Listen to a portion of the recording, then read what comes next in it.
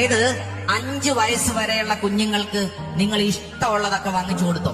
അവരെ പൊന്നുപോലെ നോക്കണം. 5 വയസ്സ് മുതൽ 15 വയസ്സ് വരെ ശ്രദ്ധിച്ചു കേൾക്കണം. അച്ചടക്കം പഠിപ്പിക്കേണ്ട പ്രായമാണ്. 5 വയസ്സ് മുതൽ 15 വയസ്സ് വരെ. എഴുന്നേറ്റ് കഴിഞ്ഞാൽ ബെഡ്ഷീറ്റ് മടക്കി വെക്കാൻ മകനെ മകളെ പഠിപ്പിക്കണം. ഭക്ഷണം കഴിച്ചു കഴിഞ്ഞാൽ പാത്രം കഴുകാൻ മകനെ മകളെ പഠിപ്പിക്കണം.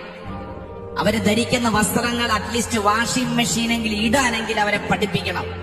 അവര് താമസിക്കുന്ന മുറി അടിച്ചു വാരാൻ അവരെ പഠിപ്പിക്കണം. അച്ചടക്കം പഠിപ്പിക്കണം.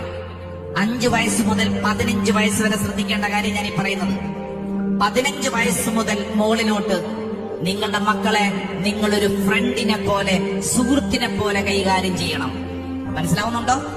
ഓരോ കാലഘട്ടത്തിലും ഓരോ രീതിയിലും കൈകാര്യം ചെയ്തില്ലെങ്കിൽ ഇപ്പൊ സംഭവിക്കുന്ന എന്താണെന്നറിയോ?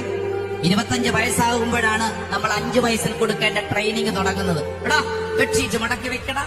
എത്രയാ വയസ്സ്? 25. എടാ പാത്രം കഴുകി വെക്കടാ. വയസ്സ് എത്രയായി? 30. ഇങ്ങോട്ട് നോക്കിക്കേ. കൊടുക്കേണ്ടത് കൊടുക്കേണ്ട പ്രായത്തിൽ, കൊടുക്കേണ്ട അളവിൽ കൊടുക്കണം. ഒരു പ്രായം കഴിഞ്ഞിട്ടല്ല.